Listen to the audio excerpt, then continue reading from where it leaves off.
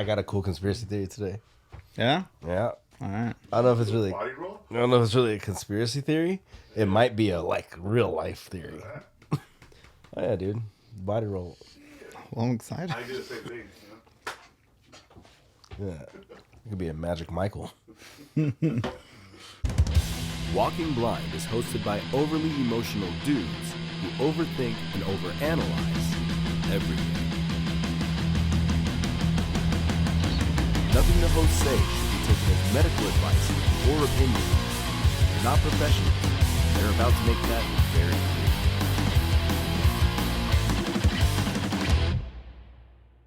Hola, ¿cómo estás? Bienvenido a Walking Blind Podcast. Me llamo Miguel, and that's also Miguel. I don't know how to speak Spanish, and I don't even know if that intro was correct. Oh, that's pretty good.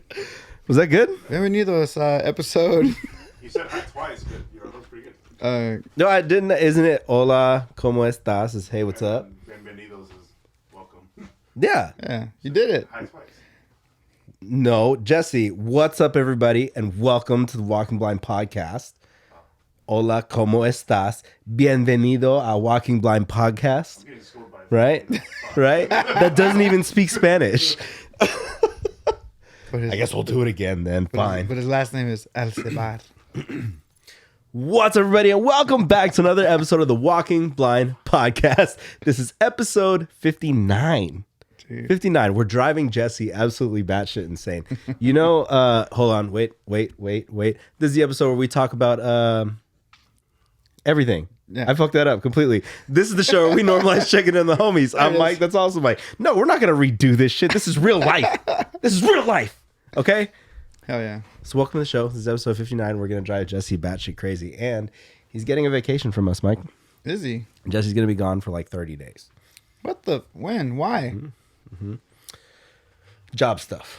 Okay. We'll leave it at that. We'll leave it Fair. at job stuff. Yeah. Career stuff. Stuff that pays him more than being here. Whatever, dude. So that being said, we're holding open auditions for the intern position. Jesse used to be about the music. Jesse used to be about that punk rock lifestyle, but now he's trying to become a careerman. I get it. Yeah, makes sense to me. He's gonna make far more money than either of us. I'm glad you guys told me as we were filming. Well, welcome everybody to the podcast. See, So we're trying something new. I'm trying to give you guys a little bit of what's possibly coming. okay. As I'm saying this, I'm sure we'll probably get to maybe like, What? 5 of, yeah. Is that why I'm so like hype and hyper? Is because we're doing new things? Very new things, dude. New year, new year, new things. That's what we always say. So then we're lying last week. Yeah. About keeping things the same. But anyway, so just a couple things that we're going to hope to get to. We're going to try our best. Okay. And in no particular order, we're going to do a mental health check, which we will get into. Okay. We're going to talk about the Feels and Wheels, and it's healing right now. It went through something this weekend. I'm sure we'll plug in merch at some point. I kind of want to do something about a setup for future guests. Potentially have, although that could be a disaster. That could be disastrous. Based on how. Because we have quite a few guests that we've booked, and we've Yeah. like, next week. Yeah. Likes that. Yeah, your dad's He'll supposed get to be here. on this episode. He'll be here for episode 100, I think. Your dad's supposed to be on this episode, the episode prior, this the one. one before that, episode 50. Yeah, we're like, let's have him end this. Let's have him end the year. Yeah. And then it's like, let's have him start the year.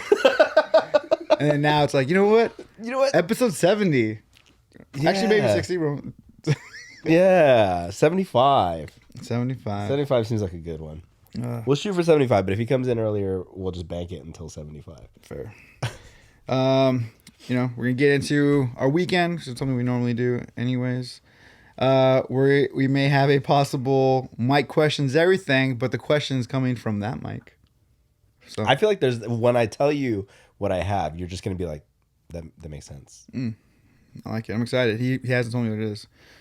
And then we're going to discuss the Walking Blind picks, our NFL ride or die. We'll come up with a cooler slogan, but basically, the team you ride with for the Super Bowl. Yeah. And then just some questions, some music talk. I'll leave it at that. And then we have basically questions from Chris. We know how music talk went last time. Okay. What was the music talk last? I was so upset. I'm hyped this episode, and now you want to bring me down with more music talk. What's going on here? Well, we got your the therapy pillow. The I don't want feelings, to cover up my cool ass shirt the though. feelings pillow. So anyway, but yeah, so let's start with our mental health checks. You're now live in the mental health check. There we go. Mental health check. It's where we like to check in, see where we're at for the week. Maybe we can point out something that we're doing that's helping us, and if we're in a funk, maybe what are we neglecting to do that is keeping us in that funk. Who's going first? You can go first. Yeah. All right, mental health week. So this last week, it was good for me. I did. I'm trying to be back on no sugar. I did a good job this week. My weekends, I'm just throwing them out. Just throwing it out. But You want to talk about what you ate Friday night? dude, yes, we'll get there. We will get there. I have it. That's actually in literally in my notes. So, yeah, I feel like I am in a good space mentally. That's probably because this last week was kind of the first week that I didn't job search. I've been doing like a job search for the last couple months. Something that you've been keeping quiet. Yeah. And so this last week I just didn't even do it. Like I didn't even try to lie to myself and try to do it. And I had a great week. It was phenomenal. It was great. But no, I'm gonna get back to that. But So in your job search, are you getting callbacks and responses, or like I'm getting responses. Okay. Yeah. Nothing. Nothing's jumping out because there's a couple questions that that I've asked in my just little back and forth with them that are just like big red flags for me that I see already. Yeah. You don't want to be in the same situation that you were in before. Yeah. We can go into that another time. My mom was giving me some gems, dude. Yeah. I was like, where was this? Like, where was this last time? But also last week was good too because I think I mentioned I started recording for Burn Tape. So I've just been singing every day, and that's always my best coping mechanism, and it's just one of the better things that I do for myself that makes me feel good. So yeah, it's been a good week. Where are you at? My week has been interesting to say the least. So I just been working. I worked on the house quite a bit this weekend. I don't know if you guys noticed, but when you walked up on the pathway, there's not all kinds of green and weeds and all that stuff in the rocks anymore. That's because I took basically a day and a half to pull up all the old rocks, get rid of all the weed underlayment stuff, and then like re-level everything and then laid it all back in. Because what had happened the first time when those rocks were laid down is the rocks sat on top of the weed barrier, but then the weeds grew through the weed barrier because it wasn't strong enough. Right? It wasn't commercial grade. It was like the light duty one, apparently. So the weeds just basically rooted into the weed barrier, and then they would just go through the rocks. So then like you would have to either like sit there and pick them all out by hand, or pull up basically like 250, 300 pounds of rock, and then pull all the weeds out and pull the weed barrier out and everything like that, re-level everything, put it all back. Did you start this project before or after you saw your dad's beautiful rocks? After. Which I don't think we're still allowed to talk about, but we'll just leave it at that. Okay. Oh yeah. But it was after. Okay. It was after. Yeah, because we saw some landscaping. Yes. On behalf of my father. And yeah. It's a side hustle, guys. It's a side hustle. It's muy interesante. But anyway, so I was working on that, and then I was moving stuff or helping Karima move stuff from her tiny little old storage unit that she was overpaying on to like the one that we have. And for those listening, you may have missed earlier episodes. Mike's coping is he's a very hands-on person. Yeah. Him something relaxing for him would be like working on his bike. Yeah. Or like taking something apart and putting it back together. Yeah, just as long as I'm doing something, like generally like moving and doing something, I'm okay. It's when I start to sit still that I start to like freak out a little bit and start to question my life. But yeah, so like I was been busy, and then that's when tragedy struck with the Feels on Wheels. Oh, I was driving. I was on the 91 freeway, and I don't know what happened. When we were in the van, like everything felt like chill, yeah. right? Then like a dream. And then when I was driving it, like it felt like a little like rattly. I don't know why. Like I didn't know what was going on, but I was like, is it the suspension? Whatever. And then we're driving back in the 91, probably like 5 miles away. Like 5 miles away from the house, like right there off the like Central in Iowa, basically, like right before La Cadena. And I'm almost basically in the carpool lane, and then the rear tire just like blows, and it blew like the tread that the tire sits on just basically ripped up. And because we're going like 70 miles an hour, that is like there's wire mesh in there, and it like basically ripped and flipped back and just smacked the side of the bumper, bent the side of or not the bumper, like bent a side panel of the van itself in, and then just shredded off like the what's it called? Part of the side skirt. Like on the van, it's weird. It's like running boards and side skirt all built into one. And it just ripped a piece of that off and like completely pulled it off. Yeah, it looked gnarly. So, and then, because the Feels on Wheels, it's a 22-year-old van.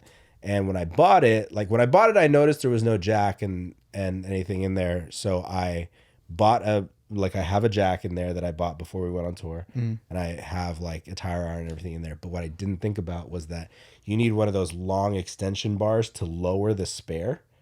And I didn't have one in the van. So I'm like, fuck. So I limped it off the freeway, got to like a Chevron parking lot, found out I didn't have that tool, and I called AAA. And the guy's like, yeah, I'll be there in a half an hour. So like, what's going on? And I told him, and he's like, oh, so do you have a spare? And I was like, yeah, I just can't get to it because I don't have that tool. And he's like, oh, we don't carry those. And I was like, what do you mean? He's like, well, that's the way AAA looks at it, is that's something that should come with the car. So we don't have them. And I was like, sick. He's like, I can set you up for a tow. And I was like, okay. And so basically, and then so I have a van full of stuff, and then I have Elliot and Crima both in the car. Elliot was asleep. That whole thing woke him up, and so I like pulled over, and he's like, Elliot's awake now. He's been talking about himself in the third person lately. And I was like, oh, my bad, dude.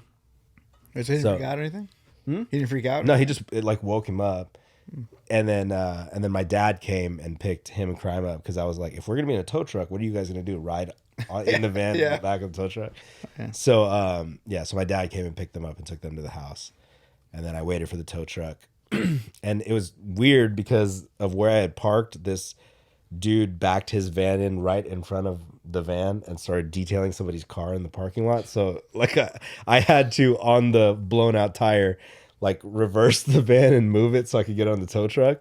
And then when I reversed it and moved it, the tow truck driver was like, well, keep going. And so I had to drive the truck up, or the van up onto the truck. Right. And then he like locked it in place or whatever.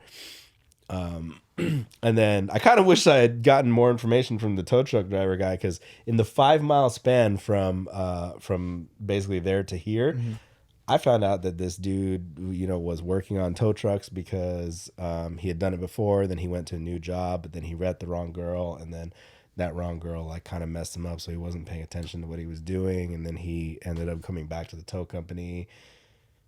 Yeah, 5 miles. 5 miles. You got all that whole life story? Yeah. Yeah. I was like, damn, dog. Get him on the podcast. Yeah, I should have gotten his card and his number. I bet I could figure out who picked me up. Like, I check AAA, see who picked me up, and be like, yo, can I get that driver's number? Like, I got questions for him, and just bring him on the podcast. Dude, So shout out to you, dude. You're a cool ass dude. Thank you for towing me. But still, shout out / throwing little Sarah under the bus, but just thinking of tow truck.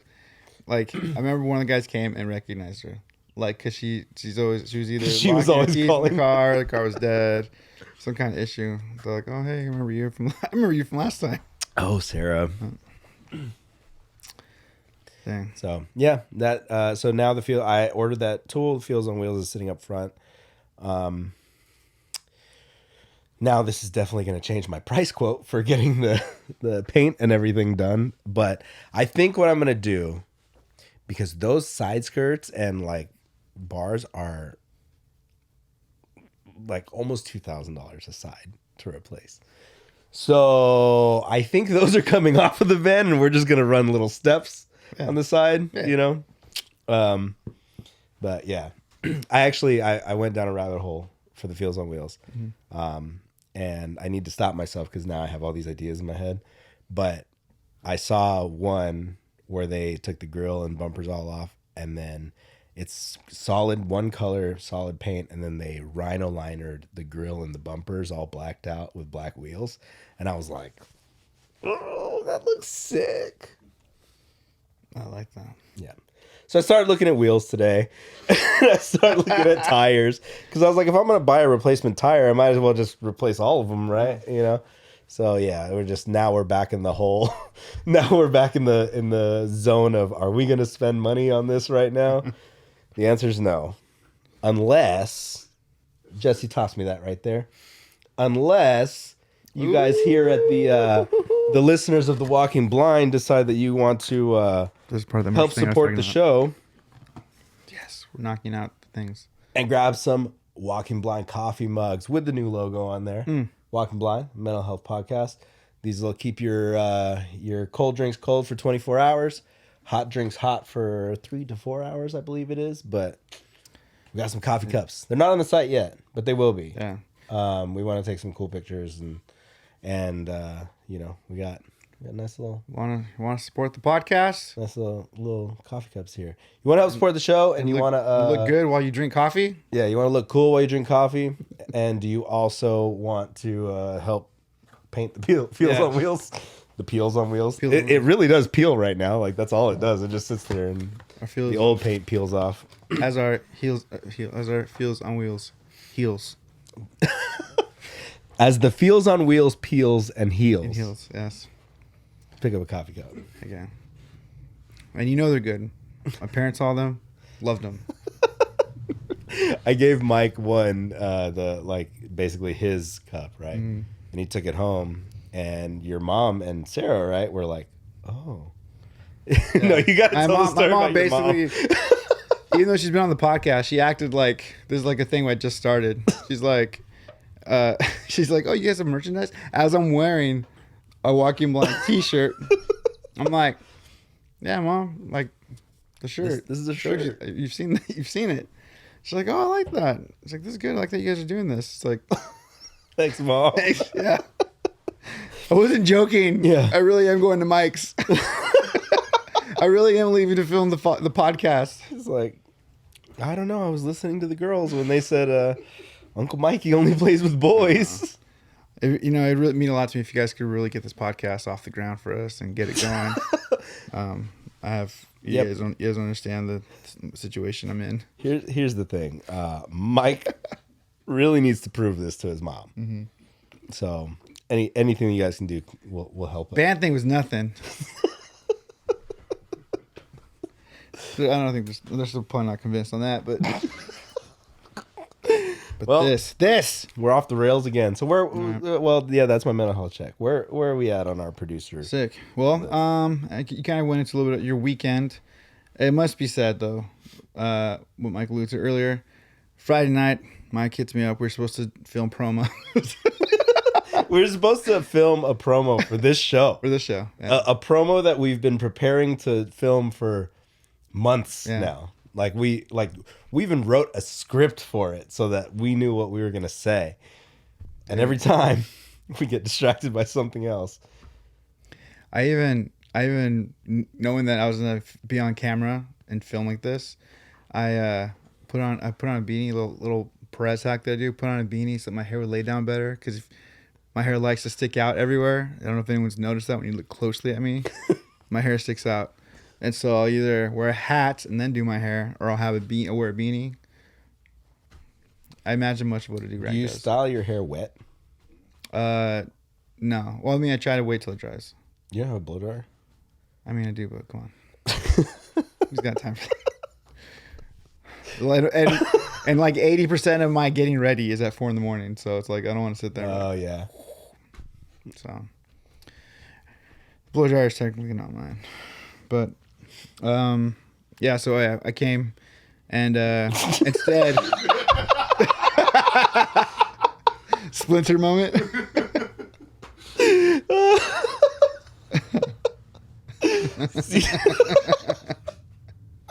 Oh, we're children. It's all right. But you did. I came to Michael's house. That's what I should have said. And so we were supposed to film these promos, and what instead happened, Mike made a fucking salmon bake. Is that what you call it? It's a salmon sushi bake. A salmon sushi bake. Mm-hmm. It's, yeah. It's basically, you basically have salmon and imitation crab, right? You cook the salmon, get your imitation crab. I like to do equal ratios of both because I like imitation crab. It's a bomb. But anyway, so you cook the salmon, then you shred it all up, and then you mix it with like cream cheese, sriracha mayo, until it's like a pretty good consistency. And then you take a baking tray, lay down some rice, put on some furikake or seaweed or whatever on top of that. Then you layer the salmon mixture on top of that. Then you take your sriracha mayo and like eel sauce and drizzle it on top for effect. Throw it in the oven for like 20 minutes. And then you just eat it with like seaweed or whatever. And it is fire. It's the best thing Mike's ever made. It's the best thing he's made, like, at least for me. I was trying so hard to like I even went back for seconds. Yeah. And I was like trying so hard to be like good as far as like my keto? my halfway keto thing. But because I knew, I was like, oh, the next day we're going to go to Cornerstone. And then, like I just knew it's the weekend. I knew I was going to eat hard. Yeah. And so I was like, well, I'm already kind of cheating with this. I'll get a second serving. Dude, it was so fucking good. It was. There's so like a little bowl left. I'll put it aside for you. Jesse, You weren't here. You didn't experience it. Jesse, it's one of those things where like it's not even worth it to just have a little bit of it because you're gonna want more and it's not gonna be there. So I think it's just better to not even have it And just let Mike eat all of it. Just wait for the next time. That way you can get that full enjoyment and there'll be more of it. Because just to have that taste, it's not worth it, dude. I'm saving you. It's like when my mom used to tell me that it's spicy. No, you don't like it. Dude, say that shit to my nieces, and they're already like slowly, like Maddie's starting to like a little bit of spice and stuff. Yeah. So I'm like, oh shit, she's eating our food soon. But, what else happened? I mean, that's kind of been the highlight. I ended up seeing, went out to Montebello, and I hung out with Ryan, jammed with him for a bit. Oh, nice. It was fun, man. I like going out there. I wish that dude lived closer. I thought it was funny that they didn't come out to Cornerstone because they were sick. And then that night, Martin's like, "Look who I found at the show," and we're like, "Wait a minute, Yeah. Stick my ass, Ryan." That's funny. They felt bad, but I completely understand. I 1,000% get it too. Yeah. Yeah. But I know. it was just because that's a long drive for them. Oh yeah, it's a long drive. Montebello to Beaumont, and they're just like not feeling the greatest. So like to make that drive, You feel like crap, and then you're stuck in a car for like an hour and 10, 15, 20 minutes. and then you eat the food and you you gotta feel like drive crap again, but it's a good crap. It's a you good still crap. feel like crap. Yeah.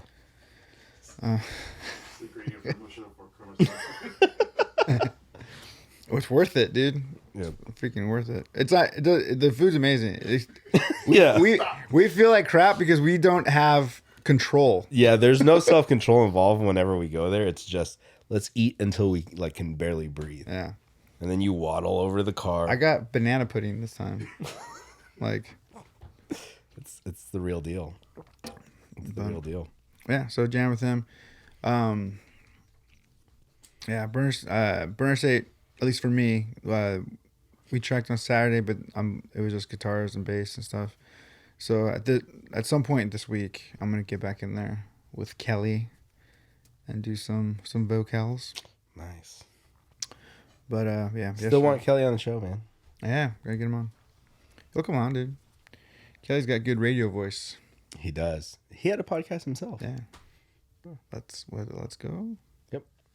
Let's go with exclamation point. Yeah. What else? Any other highlights for your weekend? A whole lot of work. Yeah. Highlight for me was like getting able to take a shower and clean all the mud off of me. I'm sure. Well, it's kind of a weird question. I grew up vegetarian. Have you ever been vegan? What? Sorry, that was a thought that was supposed to be in my head before I said it. That was like the sickest segue ever. Yeah. Wait, so have I ever been vegan? That was my thinking out loud. Have you ever been vegan? I tried. I did like a month where I was just eating all like, but see, I don't, not a huge vegetables guy, obviously. I don't salads are just kind of like whatever to me. And by the time, what did you just mouth to me, Michael? Nothing.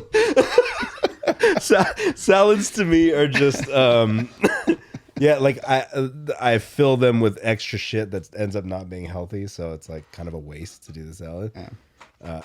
But oh man, but yeah, so like when it came to me being like vegetarian, I was eating so much like veggie meats and stuff like that, and that's so much sodium, and I was like, this just isn't going to be the healthiest for me in the long run. So I tried for a little bit. So now you enjoy beef. Yeah. Well, I got some beef for you, Michael. Okay. Another podcast called Share the Backline. Oh yeah, I've heard I've heard some things about these guys. Yeah. We have some beef. We have some beef coming. I've heard rumors that the Share the Backline dudes are a little upset with us, and to be honest, I don't give a fuck. I don't give a fuck about these guys being upset at us because Taco Bell still shits on Del Taco. Okay, truth is on our side. The truth is out there. Okay, it's like the fucking X-Files. You know what the X-Files contain? Pictures of Taco Bell because it's so incredible. I really didn't know where I was going with that. That just kind of came out. It just felt right. But you know what though? I like this because it really weeds out the weak in our society. Yeah, I have. You know, I don't think I've ever mentioned this out loud, but I have a really hard time. Like I judge people with this. Whenever like if someone talks with the debate of Taco Bell and Del Taco comes up, and if someone is if someone is just like, oh, I like them both. I hate that too, dude. I've never liked that, dude. Whenever someone says that, I'm like, wow. Here's the thing. If I have the choice between the two, I'm gonna choose Taco Bell. Yeah. Right. If Del Taco is the only thing around, I might grab go to Carl's. I might grab like a quesadilla. You'll fast. You know, I might, but just. Yeah. I will say this. I've learned to eat Del Taco, because I would say at one point everybody in MBR were hardcore Del Taco fans. The thing that Del Taco had going for them, fries. Absolutely. They had fries, right? Taco has got fries now. And they had the the half pound burrito on the cheap. They had the half pound, burrito on the cheap. That's not much to write home about. You know what I mean? So this is my my pettiness with Del Taco, which affects no one with me.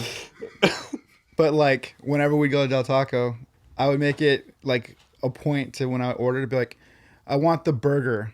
The double Del. I want the double Del burger and fries at Del Taco.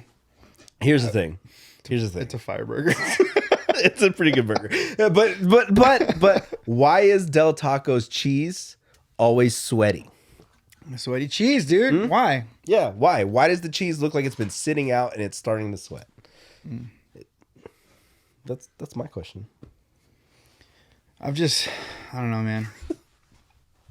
It's always been super greasy, and not even like the good kind of greasy. You know, like some things are like there's greasy in a good way, and then there's just oily. Like Miguel's greasy. For it, fire. I'll wear it. I'll let it drip on my face, dude. I love Miguel's that cheese oil that you get. Yes. Okay, yeah, dude. Yeah, we can't bring that. Miguel's. So I always think of, and I know this is harmful to say now, but like Taco Bell, Taco Bell and Del Taco. You know, like obviously Taco Bell here and then Del Taco down here.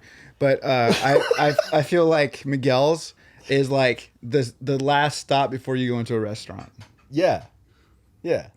But that's the thing though. Miguel's was the genius brainchild of somebody who had the restaurant named Miguel's and goes, people like our burritos. Let's just put them in drive-throughs. Yeah, dude, smart, right? Brilliant, dude. So what we should do though, because if the rumors are true, right, and that these fucking guys, the beef is coming. That's what they said. These fucking guys in this podcast, and they know that's how they wanted to hurt me. They knew. They heard me talk about how I'm not a big fan of Taco Bell beef. Oh, and so now they're using that angle to hurt us. Well, here's the thing: if you guys are the real deal Holyfield, out here in the Dino is the original restaurant. What the fuck was that, Jesse? He just threw some gang signs. He just threw some weird gang signs, some weird San Bernardino gang signs. I thought you were about to say, bring it, Here's all. There is have you ever seen the He did something over there. Wakanda Forever. He ended it with just fucking doing weird ass dance moves. Yeah. I just saw hands moving. Fuck yeah, fool. I don't know I forget the name of the Netflix series, but they talk about in San Bernardino is the restaurant that was the inspiration for the greatest Taco Bell. Because there was a restaurant called Meat La Cafe, still there to this day, and we need to go, dude. Yeah. And if you dudes and share the backline really wanna dare you really want to talk that shit, let's meet in the Dino and have some tacos at Meat La Cafe. Where's the original Del Taco? Is that the one in Baker's? Who cares? That's what I said. That's what I said. Oh man. So we had I'm just gonna quickly peruse through our post today about the Del Taco because we put it out. We did. We put a poll out. Taco Bell versus Del Taco, and oh man, I don't like this at all. It got closer. Well, but Taco Bell's still in the lead, right? Oh yeah, it still reigns supreme. Taco Bell is beating Del Taco 54 to 46%. Can I tell you though, I had a bad Taco Bell experience last night. I mean, I haven't. Not bad on Taco Bell's part. Yeah, I'm in my mind. As soon as you said that, I was already thinking about what you did. No, let me tell you why I had a bad Taco Bell experience last night. I had the whole deal with the van, and I was like, I'm not gonna make it home in time to cook dinner. Let's just get food, right?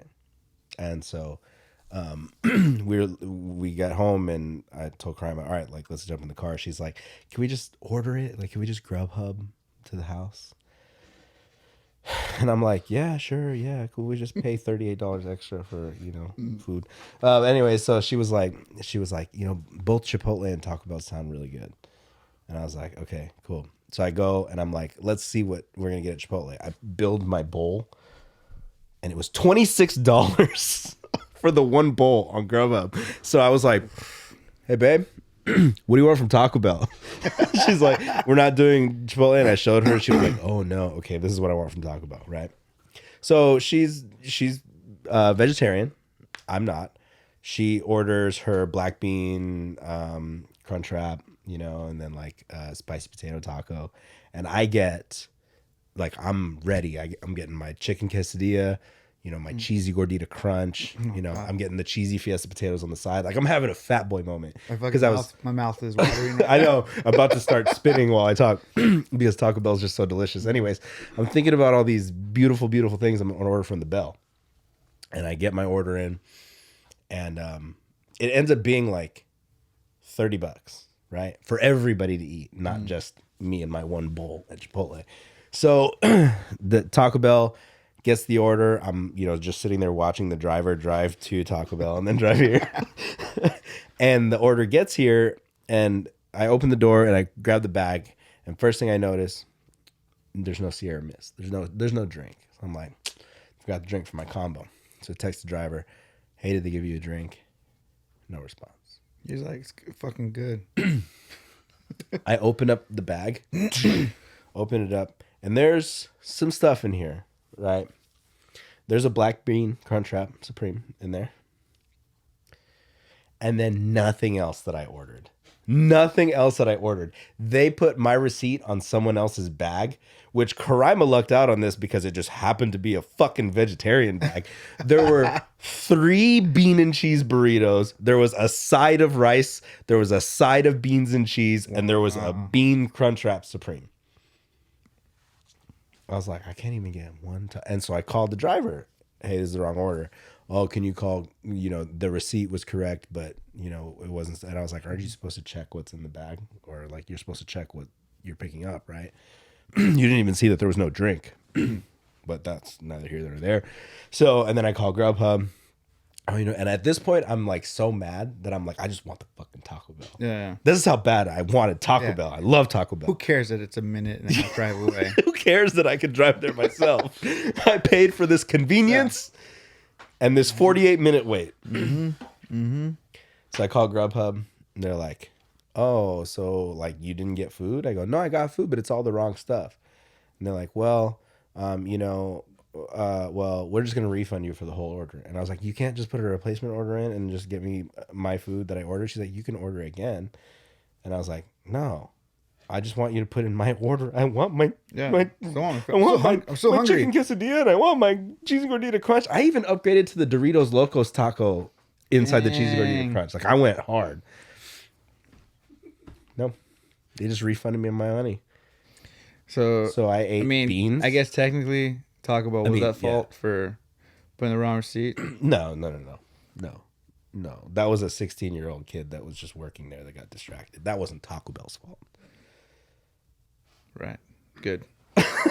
Good. But now, mind you, I ate 2 of the bean and cheese burritos, and then the beans and rice, and all day today at work, I was fucking farting. Like, dude, I had to sneak outside a couple times and just walk around the building and just and like letting him out because otherwise I'd have just been sitting in that little office with new staff. Like, sorry guys. Like, we're all adults, right? Yeah. But that just goes to say, even when Taco Bell fucks up your order, the bean and cheese burritos were delicious. So, Dang, not Taco Bell's fault. Not Taco Bell's fault. Put that out there again. What they gave me was fire. And Diablo, if you will, because we got the Diablo sauce too. Yeah. Well, fuck. I don't want to talk about. It's looking like we're going to Taco Bell. Dude, I don't know if you want to. Don't do what I did, man. I actually looked at who voted for what, because it shows us we lost some good men and women. I'm gonna look. I need to know. I need to know who I have in my life. No, don't do it. Don't do it. Why? It's just gonna hurt you. I will give some positive shout outs to Raul, Fuck yeah, Andrew, Raul. and Adrian for being real ones. Yeah. Jesse too. Jesse. Dude, the band Sky Caught Fire is not my favorite band because of this. Cornerstone, of course, Cornerstone would. Yeah, because Cornerstone has delicious taste buds. Yeah. Delicious taste buds. Fuck it. I got you, Anthony. I'll taste those taste buds. Wait, what? Jesse's vacay almost started a week sooner. We're good, but he chose correctly. Yeah, but he chose correctly twice. I even said the slogan. He said the Logan. The Logan slogan. And then some comments. Actually, this could be. We haven't read these yet, so Okay. I think we're good. Starting off. I know Joko. Joko went Del Taco, so blast him for his mental health coping mechanism. By the way, Jolka got mad at me for apparently blasting him on his coping mechanism. I read it. I don't know. I didn't know what I did. He said that the podcast was one for him. I think that was good. It's a good thing. It's a good one. It's a good one, Jolka. Anyway, Goon22 wrote, Dell all day. Ugh. Freaking Justin, our boy Justin Pecan. He also wrote Dell all day. Justin, I was literally just about to hit you up to get on the show. Just changed my mind. Now we're gonna have to really pray about it. Yeah. Chris, slapping the bass. He said, Codename Sucky. I thought of something harder to say, but that's all that came out. Codename. I didn't mean it. Codename Bad Choices. Codename Bad Taste Buds. This episode is just where we just fucking start shit with everybody we know.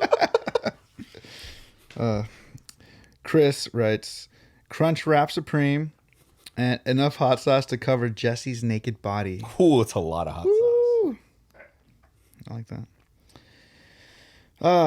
Art X Damage says, Dell. Dude, what is going on? I'm sure this is a better way to say this, but I just see Ichagola 81. L. Chagoya. L Chagoya? That's okay. Larry. Is it? Okay. Well, that's Larry. Taco Bell. Fuck Nothing yeah. tops a 5-layer beefy burrito with hot sauce. Whew. Oh man, that beefy 5-layer sounds so good right now. And Cornerstone, which is the reason why we fuck with him so hard. He just simple, and I love this. It just says Taco Bell. That's all that needs to be said. That's all that needs Beautiful to be said. thing. That's all that needs to be Beautiful said. thing. And then Jesse going deep. For some of the younger ones out there, you may not remember this, but he wrote Yo quiero Taco Bell, and he said read it in that has Mexican and an accent as you can. So that was my best. Yo quiero Taco Bell. Well, I mean, if we look at the facts, right? Let's look at cold, hard, straight facts. Taco Bell. Taco Bell. Tour fuel for Pure Noise Records. Yeah. True. So you sign to Pure Noise, you fuck with the bell. That's right. So that's It's in the contract. It's in the contract. It's even on merch. Taco Bell also, just a winner. They were the dreamers that had the courage to make a Doritos shell of a taco, and then they took the courage to just take that taco and put it in a cheese gordita crunch, dude. I feel like So good. like I know that our longtime homie Rick hasn't written in, but I'm assuming that he's also a Taco Bell fan since he played in a band that wrote a theme song for Taco Bell. The chorus just goes ring the bell, and that's just that's a vote for Taco Bell in my book. I love that. I love that Martin. He was just trolling him. He was just trolling him all day. So yeah, that's amazing. Jesse Martin now works with Rick at his screen printing shop, and from the bathroom he likes to play Rick's old band on Spotify.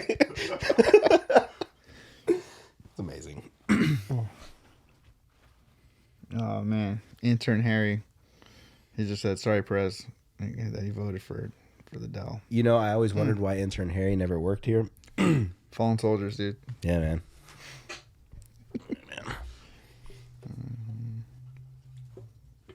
Who else we got in here? I feel like there's some names you're skipping because you don't want to admit.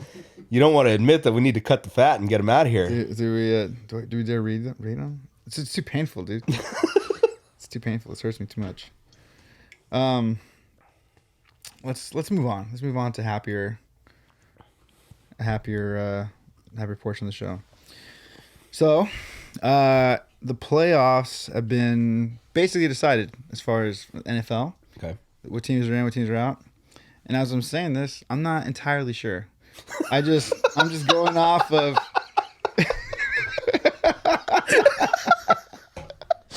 as I say this, I'm going off of like one of the it looked like an updated bracket. Okay.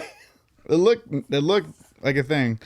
But I haven't followed. I really haven't followed the season. So like, it looked legit to me. So if this is wrong, I apologize. We will make changes as they go. But as of right now, the teams that are in really quick, I'll just read them off.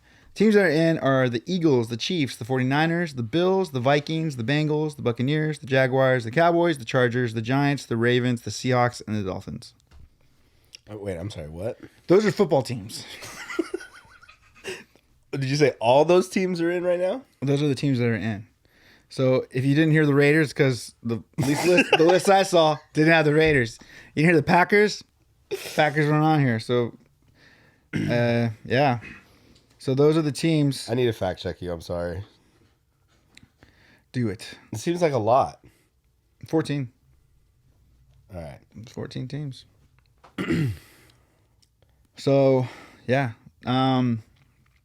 We could probably do like a special night where we do the actual picking and stuff. Mm-hmm. So I know for sure that there are 1, 2, 3, like 6 of us so far. And I think my brother's gonna join now that the Packers are out. All right, so 7. I might drop our promo in the Daily Brew group chat. Nice. See if we can get any of them on. Nice. Rawl hit us up. He's gonna give us a case of Liquid Death for the giveaway. Yes. He's also playing, so he may win his own case of Liquid Death. Hey, I'm playing too, man. Get to get some of those Daily Brew beans. Yeah, but if we win though, like we said, if we win, we're gonna randomly draw a winner. Yeah. Out of a hat, if you will. We should get like the like it should go to Taco Bell's always the winner. Okay, let's be clear. Give him Taco Bell. We will send you a Crunch Wrap Supreme. Dude, $5 gift card to Taco Bell. So amazing. Well, we should do something like the people that are in the Super Bowl. Hey, so like if we happen to win the Super Bowl, if we're on that winning side, then one of our prizes could go towards another team that made it that far too. Okay. I don't know. I thought. You know, I just thought of something. We have quite a few international listeners. We're gonna have to ship a case of water, some coffee, and some coffee cups overseas. Are we allowed to ship water overseas? Maybe what we'll do is we'll get a coupon, or we'll send you money for the equivalency of Liquid Death. No, wait, don't volunteer that. Whatever country don't volunteer you're in. that. We're just gonna Venmo you. Yeah, we're gonna Venmo you. It's like those casinos that have like the like win this McLaren F1 or a prize that's equal or lesser value. What we probably need to do is have you do a quick promo, where like after we do our thing at the very end, be like, only participating casinos apply, blah blah blah. Must be over the age of 18. I don't know, something like that. 18 water. I'm pretty sure we can ship water. I don't think it's a big deal. Yeah. Yeah. Just water. Yeah. Just water over international waters. But dude, I'm getting excited Now that I have at least from what I think are the teams that are in the playoffs. And what's cool about this is I really don't know. Okay, so there's 14 teams currently, right? Yep. And there's currently 7 of us that are like, yeah, we're gonna get in here. We need at least 6 more people. Yeah, you're right. We need at least 6 more or 7 more people, so that we can have enough to fill all the teams. But at least that first week. Yeah, that first week. Because if we have 6 people and all 6 of us get eliminated. No, we'll have more than 6. We'll have more than 6. Because I know like Harry already like he's the only thing he didn't know how to do was rate on Spotify. Oh. But I think sounds convenient. I'm gonna just Harry. Maybe if you weren't eating Del Taco. Yeah, maybe if that Del Taco wasn't messing with your brain, you'd understand. I'm just kidding. I love you. And then also, like I said, I think the Packers not being in the playoffs. I'm pretty sure my brother. Yeah. Actually, you know what? Did I read the Detroit Lions in here? Nope. Did you see the comments? Williams said just put your money on the Detroit to win it all. And then somebody responded to him, not understanding that he was joking. Oh no. Going, they're already out. Did Chris respond? No, Chris held back. Good. Wow, Chris, look at him growing. That's dad. Yeah, that's a dad. That's being a dad instead of just blowing him up. For what it's worth, though, if Williams goes off, it will be a spectacle. Yeah. Because it's always funny. Based on the teams that I mentioned, are there any teams that you would be bummed out? That you would have to root for? Jesse says all of them, but there's gotta be one. Those Cowboys, Jesse? Yeah, Cowgirls. Cowgirls? Oh, it was Steve Dunford that responded to Chris. Oh. That's fine. I think actually in a weird way, maybe for me, the Cowboys too. I'd probably be a little bummed out about that. But I mean, I don't know. I feel like maybe. I got no stake in this game at all. Yeah, same. I feel like the Dolphins would be a fun team to root for. Channel the spirit of Dan Marino. Finkel is Einhorn. Einhorn is Finkel. The laces were in. That's fine. All right. Yeah, we should do actually we should probably set up these rules beforehand. I guess we have time. Well, we're giving it a couple weeks, like from here, right? When do these playoffs start? I think the playoffs start next week, right? Next week. So by the time the playoffs start, we should have set up a drawing. Yeah. So this episode comes out on Friday. On Friday, we should figure out after this drops who's going to be in. So, maybe we do a live stream. yeah. That'd be cool. Yeah. We should set the rules now. That way, it's not like we're moving the goalposts as the game's going on. Yeah. If let's just say you get, should you choose to, if you want to participate or not, if you get like eliminated like pretty early, then you can come back, but we have to like you have to, I don't know. Well, I guess we can talk about this. We can probably figure this out off camera. The actual rules. But like, you know what I mean? Like something to Like if you get eliminated, you should still hang out with us. Yeah, but like not by yourself things. I don't want people to charge anything, but like they have to, or maybe they make a post, they make a video of saying like, you know, I want to ride with this team or something. I don't know. Yeah. My name's John. I listen to The Walking Blind, and I'm riding with the Detroit Lions. To the top, baby. Yeah. Number one. Number one all the way. Oh, dude, you know another thing too? Think about this. Are there any of these teams that colors you wouldn't want to wear just based on the fact that the colors you wouldn't want to wear? Let me see. Eagles, Chiefs, Niners. Again, the Dolphins. I don't know if I want to rock that like are they still that like aqua color? Yeah. Yeah? Orange. Aqua orange. Aqua orange. Oh my gosh, what a mess. Yeah, I mean, realistically, I feel like I own items of clothing that have all these colors in them. So Yeah, I feel like I could get away with wearing Laker gear if I get the Vikings. So Vikings. Yeah. Yeah. What are the Jaguars? Are they still like weird teal color too? Yeah. Black and blue, or like a teal blue. I think that'd be a tough one for me too. Yeah. I'm sorry, I see Panthers. Same color though. Chargers are kind of weird though too, right? Chargers have that blue. like that light blue, that baby blue. That almost Dodger blue.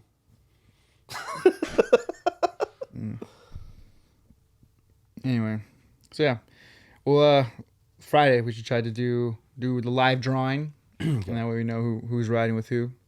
Okay. Excited. Side ad. All right. We got through that. Okay, so this next part, I'm excited about. We're gonna do Mike questions everything, but this is a conspiracy that Mike is bringing to us. It's not really much of a conspiracy. I feel like I built it up a lot, but here's the deal. So Taco Bell shits on Del Taco, right? No, just kidding. You're like Taco Bell. Taco Bell wanted to make an inferior product to boost. Yeah. So they created Del Taco. They created Del Tacos that people would eat there and go, "This is shit. Let's go over to, and that way Taco Bell." they get people like us who are like, I don't want that. I don't want the young calf. I want the main bull. Yeah. That was weird. Well, I was thinking of Step Brothers, but it's the opposite. It's like I don't want the old bull. I want the young calf. Anyway, why Del when you can ring the bell? You know what I mean? I like that. We should make t-shirts. Why Del when you can ring the bell? Walking Blind Podcast. And then underneath it, we'll put Share the Backline's name and then cross it out. That's what we're going to do. Dude. Oh, man. Yeah, okay, so check it out. For the longest time, right, and this is partly because there's little dinosaurs everywhere, but for the longest time, we've looked at the T-Rex like we see it in Jurassic Park, right? So, and then even the name, like dinosaur, I think comes from like the term of like basically big lizard. But is it raining? I hope not. Oh my God. I didn't bring my jacket. It's raining. Anyways, so there's it's raining like Jurassic Park. When it rains in California. So that you picture the T-Rexes, they look like big lizards or whatever. Mm-hmm. Yeah, exactly. No. Right? With little stubby arms. Yeah. Now, it is a fact, and it has been like that what scientists have discovered is that T-Rexes actually had feathers. So they're realizing that they're more closely related to birds than they are lizards or reptiles, right? So here's where the theory comes in. What if, now that we know these T-Rexes and these giant fucking like beasts, if they were covered in feathers, why do those dumb little short stubby arms, wouldn't it make more sense if they were backwards and they were actually wings? Rather than forwards doing absolutely nothing. Just being there. Yeah. Like just being here like this. Like they do nothing. Right. But if you look at like the anatomy of like, let's say an ostrich or something like that, right? So they just like flip same bone structure, but then you just take one arm from here and flip it this way and one arm this way because we're reassembling these, right? Mm-hmm. Then it just looks like the bones for wings, like right behind the T-Rex, which means that they didn't have those dumb little arms just for absolutely no reason because they do nothing. They could have been wings that the T-Rex had. So then, how is this for a fucked visual? So like T-Rex is flying.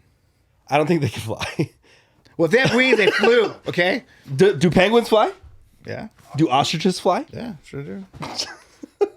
Sure do. I'm a peacock. You gotta let me fly. So that's my theory. I don't know if it's much of a conspiracy theory. But this is what I wanted to bring to the table. Let me see here. Where'd it go? So it says, not big wings to fly with, but wings that were perhaps something like that of an ostrich, a cassowary, or an emu, although likely much smaller in proportion to their body. Ostriches use their wings for mating rituals, to make themselves appear larger, and to signal and communicate. And perhaps the T-Rex used theirs for some similar purpose. They did not just have useless, stubby arms. So then, what if we just had T-Rex all wrong? What if they're like this beautiful animal, this like beautiful, luxurious. You know what it makes me think about? Animal. You know how they have that edit of Jurassic Park where the T-Rex is running out to the helipad? Oh. And it's like, what dinosaurs? Yes. Yes. I saw it today, I think. Dude. Yes. It makes so much more sense to me than this. Yeah. Like this just like... Dinosaurs don't make sense to me. What do you mean? At all. What do you mean they don't make sense to you, Mike? For another time.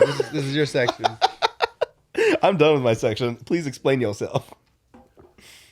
No, there's certain dinosaurs that I don't know what to call them.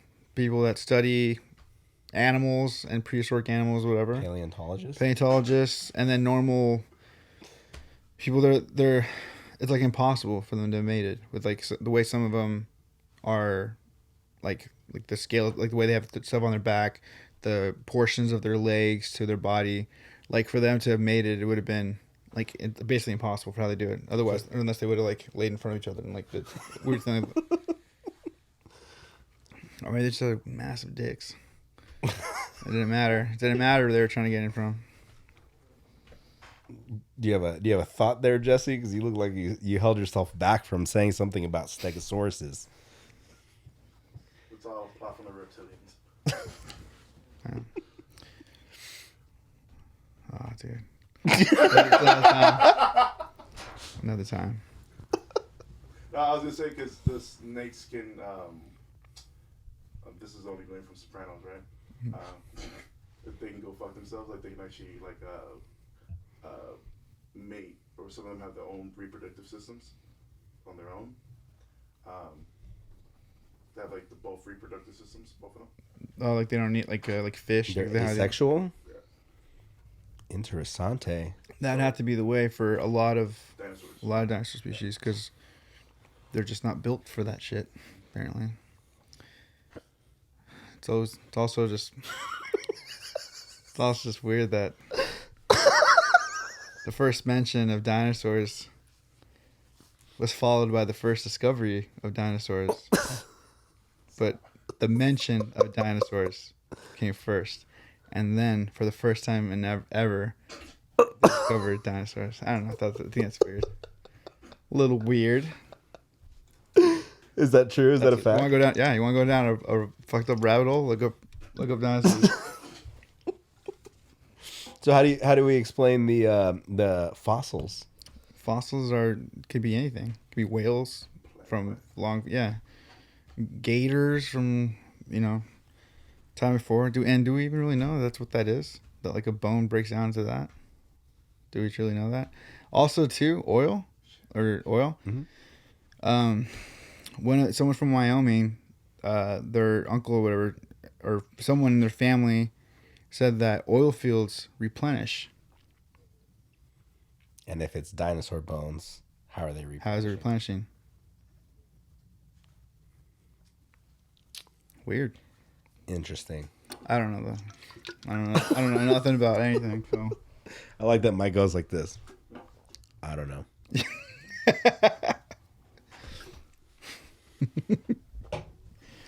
That's my little bit of conspiracy for you. I like that. Actually, I like that. I feel like it makes sense. Yeah, that makes more sense. And I would love for that to be true, and that like our idea of dinosaurs is completely wrong. Oh, I feel like our idea of dinosaurs is completely based on Jurassic Park. Yeah. When did we see dinosaur content really before that? Did we see like movies and Land Before Time? When did Land Before Time come out? Oh, like 80s, right? Late 80s, early 90s. And we already thought at that point in time like they look like lizards. It's guessing, dude. It's all guesswork. It's all guessing. There's no complete skeletons. They just assume that's what it is. I wish life was just easier and you could take the guesswork out of it. Like, the way that you don't have to guess that Taco Bell is better than Del Taco. Yeah. Wow. It's crazy because there's proof. You can just go to these places and eat for yourself. Yeah. It's there. Yeah. The proof is there. Yeah, that's cool. I'm from now on I'm envisioning these beautiful creatures with these like really peacock wings. Just like big emus. Yeah. Just like in the teeth was just because the grass back then was like super thick and lush. And that's why they needed They were just so big they ate whole trees. Yeah. So yeah. Bark. Bind bark. This one we don't have to spend a whole lot of time in. But just wanted music, because I had some interesting talks that I was thinking about yesterday with Ryan, and it's something I hadn't really thought about, and I don't know where you guys fall on something like this, and I don't know if this is gonna hurt feelings. And we were talking about we got on the subject of like Seosin and Anthony Green's range, his voice, and one of the things that as we were talking and I was thinking out loud, it's like a thing I never really voiced before, but I felt it and I was like, dude, I never thought of it this way. But so when I heard Seosin, it changed a lot of things for me in the sense of like, dang, dude, I've never heard someone sing that high with that kind of like beautiful but like riffy music. Like it was that EP was had like it was a game changer riffs for sure. Yeah, drums were solid, and then there was this singing that I had never heard before. I'm sure there's other singers that may have been doing it, but Anthony Green and that's it. Seosin's EP, that was my first experience to that type of like whatever that was, screamo, metalcore, whatever it fell into. That was my first introduction to it. Yeah. So with that being my base, I think I never got into screamo and any of that other stuff because I just thought I was like, wow, there's like a straight rip off. It's a rip off of that. That's why I've had a hard time with like bands like that have like the super high range. Can never get into them. That makes sense. And so, I don't know if that's like a thing of like, is that kind of what happened with like a band like Killswitch, or As I Lay Dying for some people. Yeah. Or Suicide Silence for some people. You know what I mean? Like, I don't know is that a thing? Like someone hears like their first time hearing a band, and then now the bands that sound similar to them. Do you have a hard time getting on board? Yes and no. I 1,000% understand what you're saying. For me, like As I Lay Dying, was a game changer for me, right?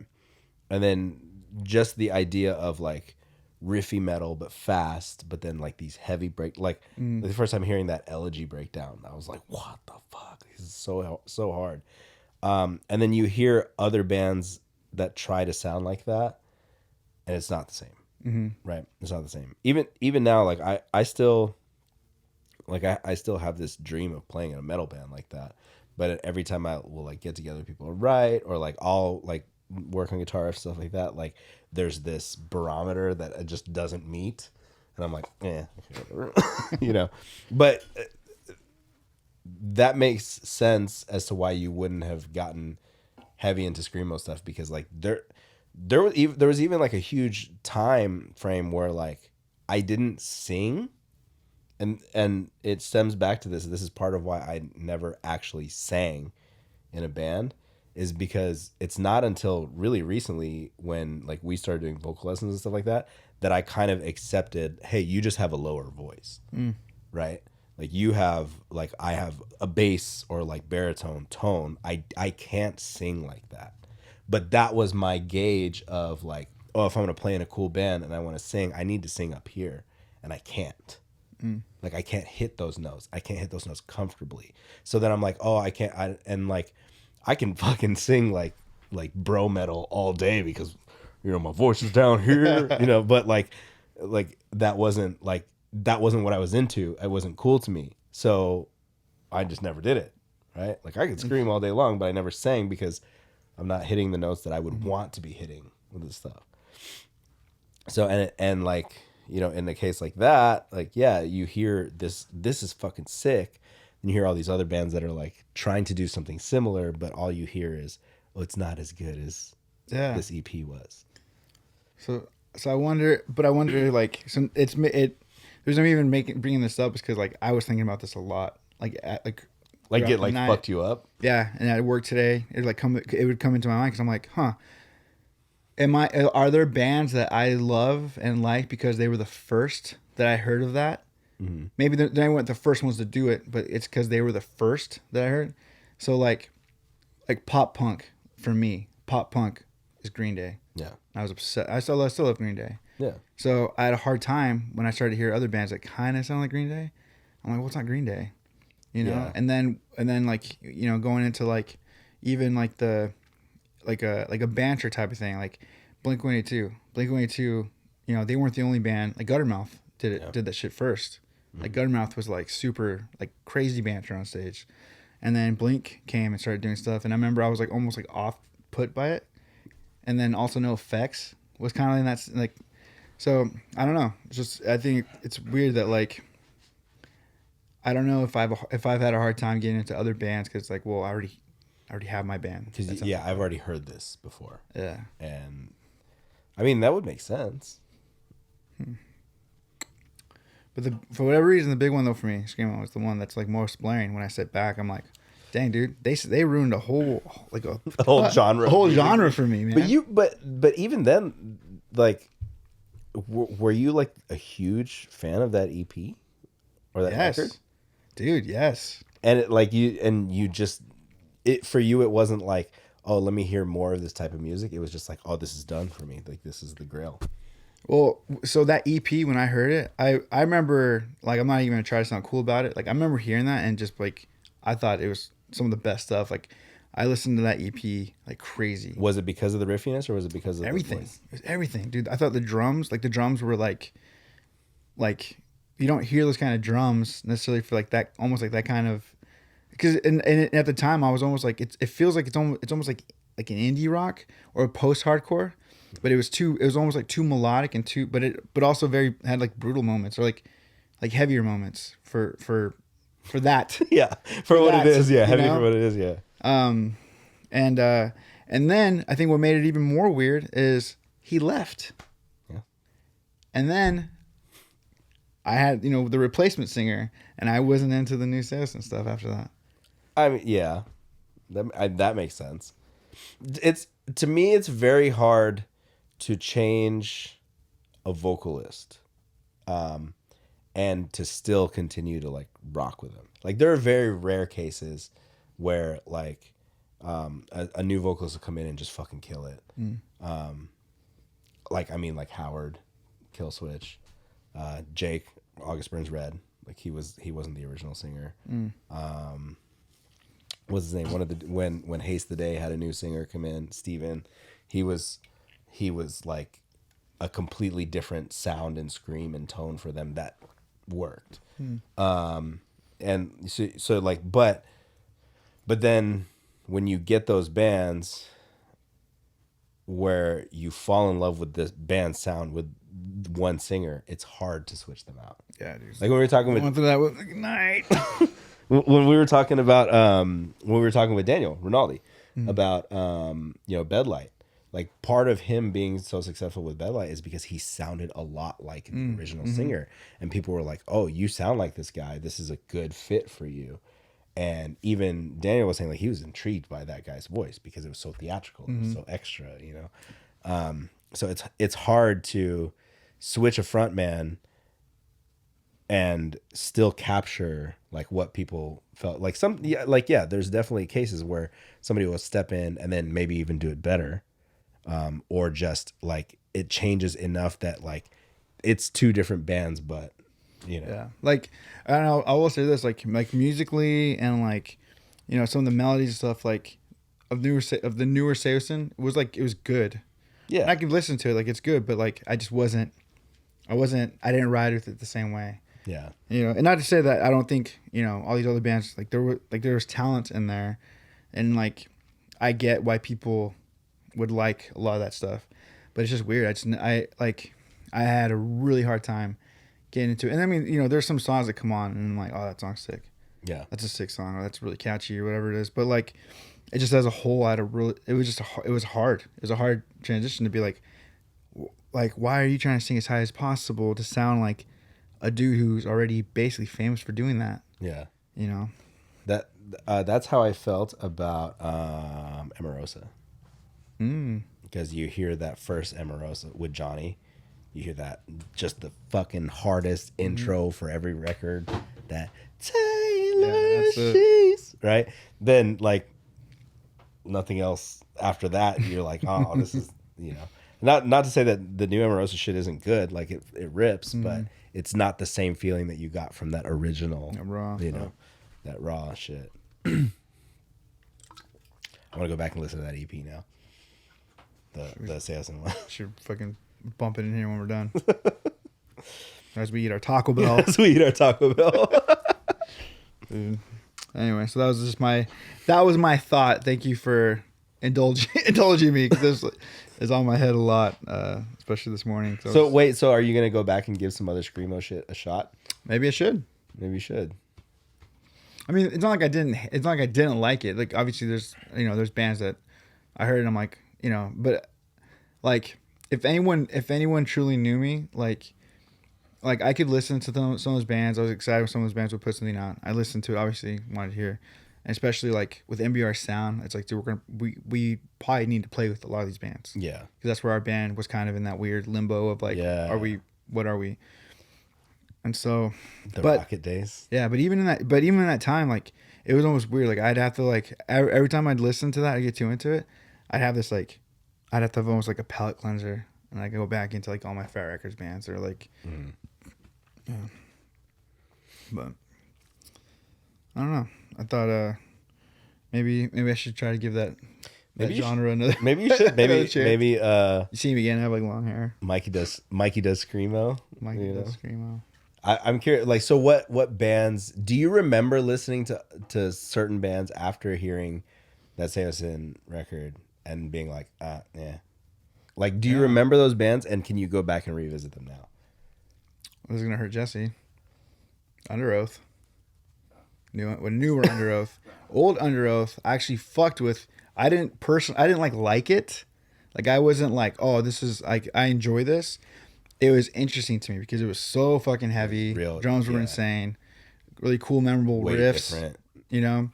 And like, it was at least intriguing to me. Yeah. And then when their sound changed, I was just like, I will say this: it was a better version of what we were hearing. I felt like what we were hearing in that like screamo world. Yeah. It was. I think it was at least a much better take on that. Mm-hmm. But at the same time, I was just kind of like, I thought you guys did something cool.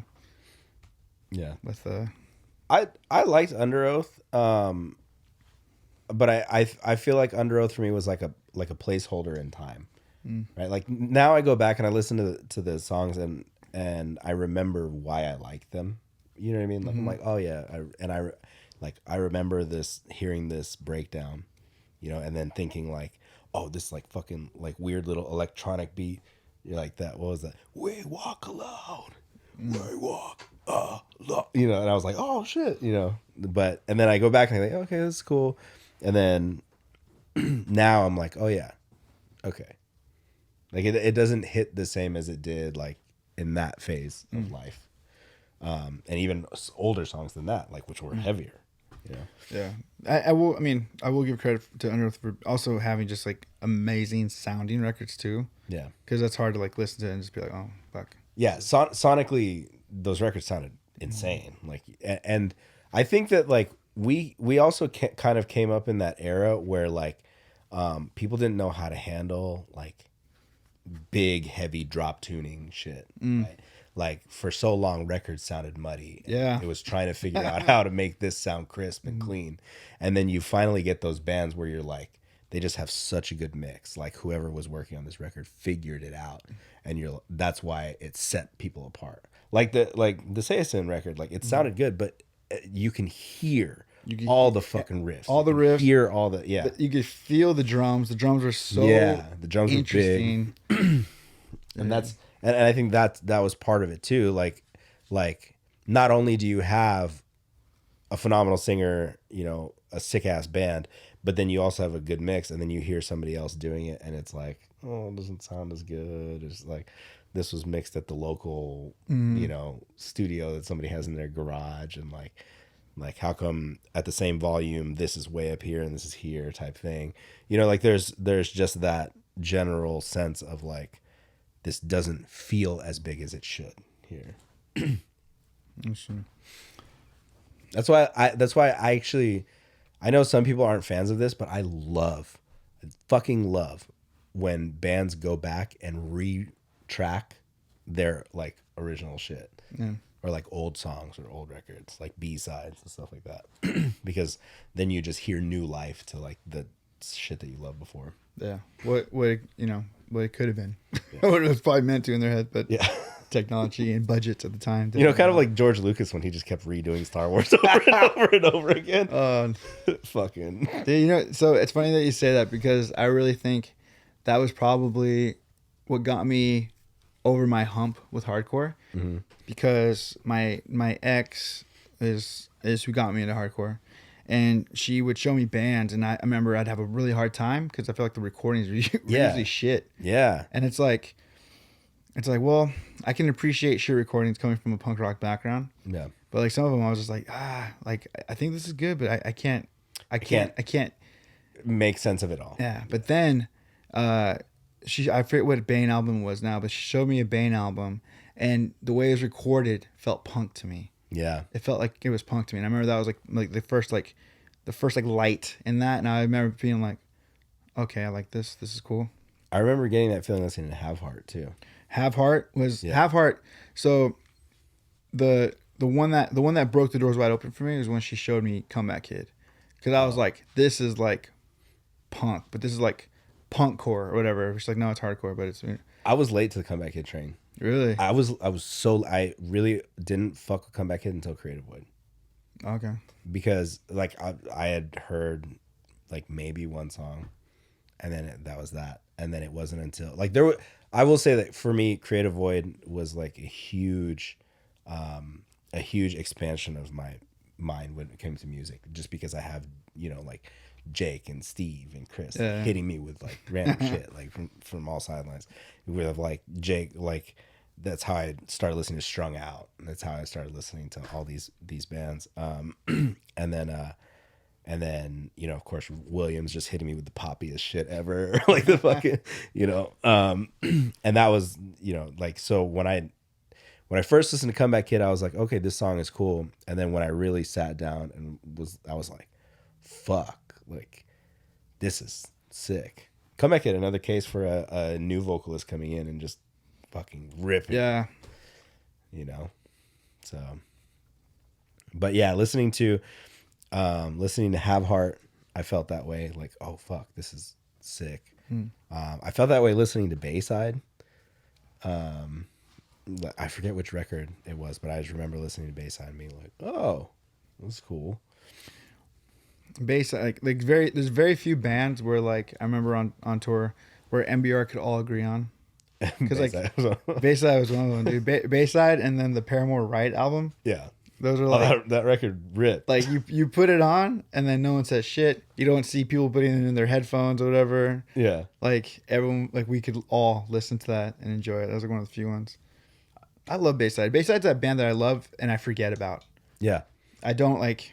Yeah, they don't cross my mind. I don't play them ever. Yeah, you don't go out of your way to like look for Bayside. Yeah. But when it comes on, comes on, I'm like, oh my gosh, these guys, like same with Alkaline Trio, same thing. Like they're bands, when I hear them, I'm like, oh yeah, fuck, I love this band. Yeah.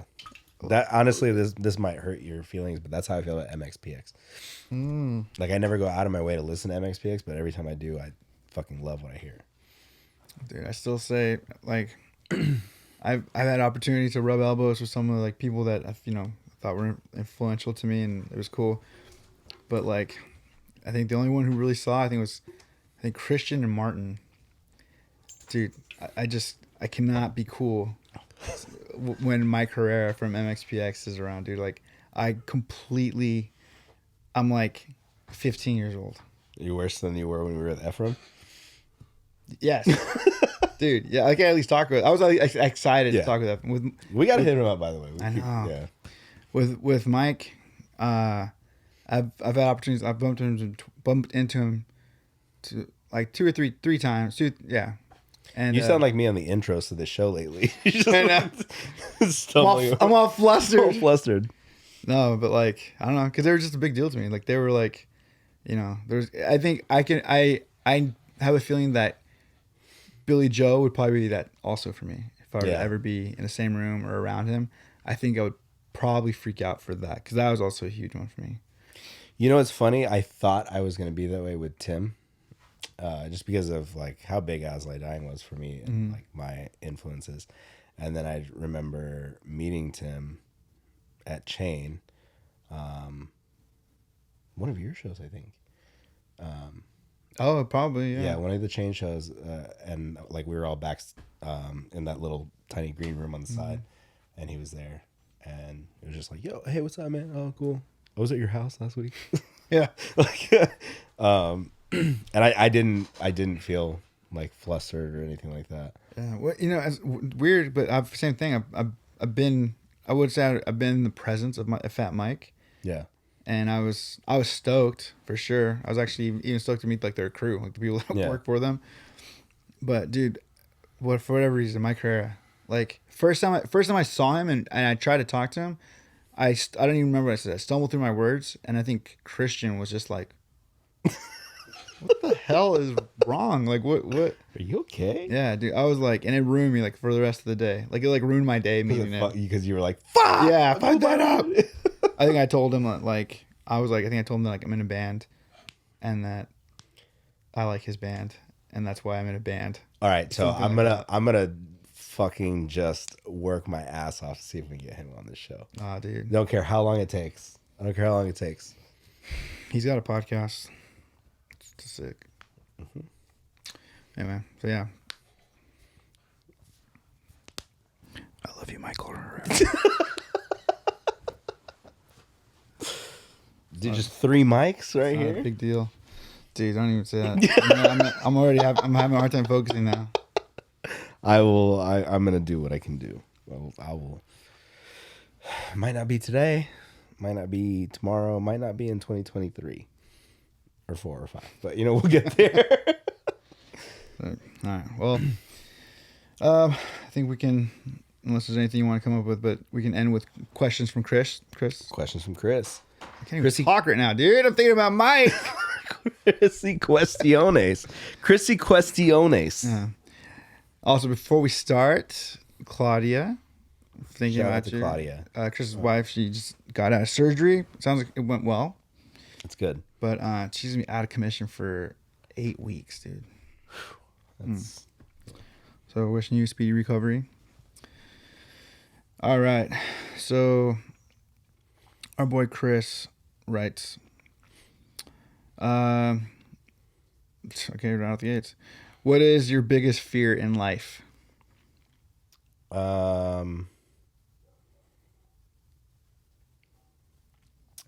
Probably for me or for my life to end without feeling like I accomplished the things that I set out to do. We already built this thing. I know. You already did it. The Lord can call you now. Michael, your work is done. But I'm so broke. Yeah. I don't want to die poor. I think for me, my biggest fear, I don't know.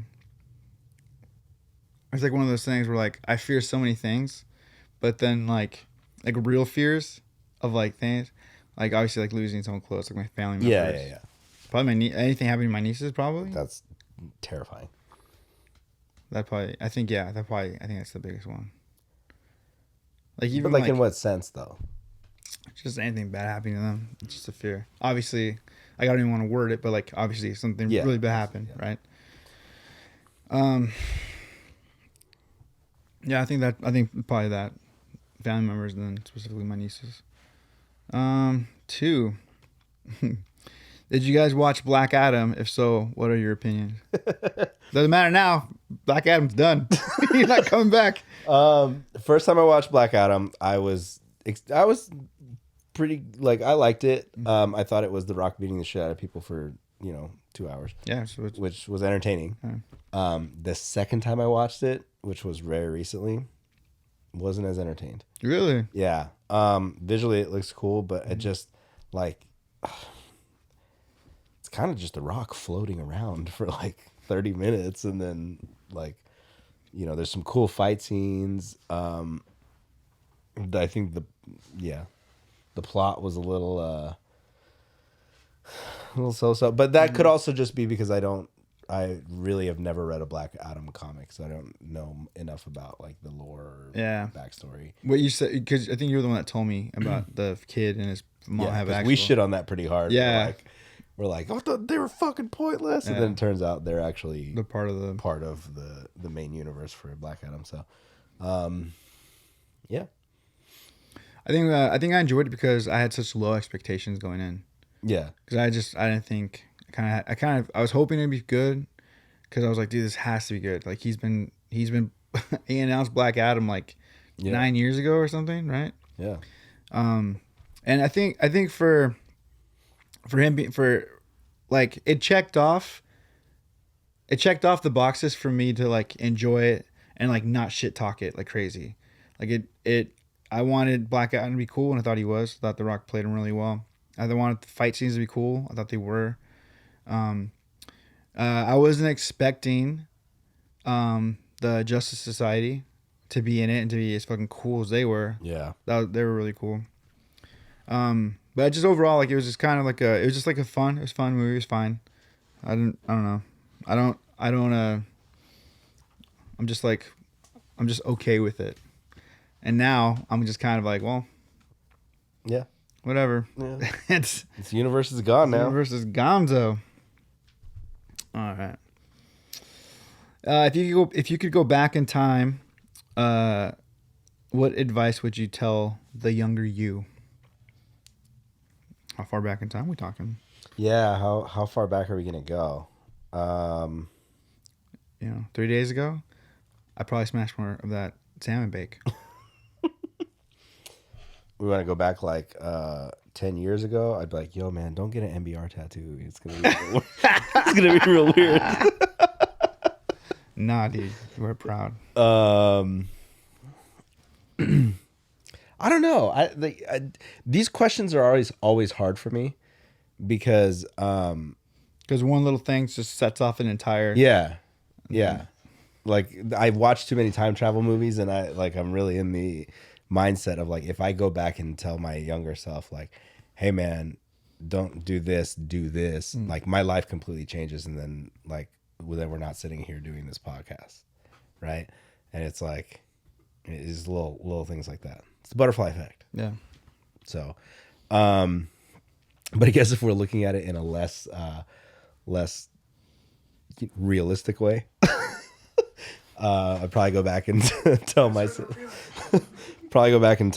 to not focus on so many projects that relied too heavily on other people. Because I think for a lot of my time and a lot of the things that I've done, I've always put myself in positions where I rely on other people at the mercy of someone else. For something to be successful.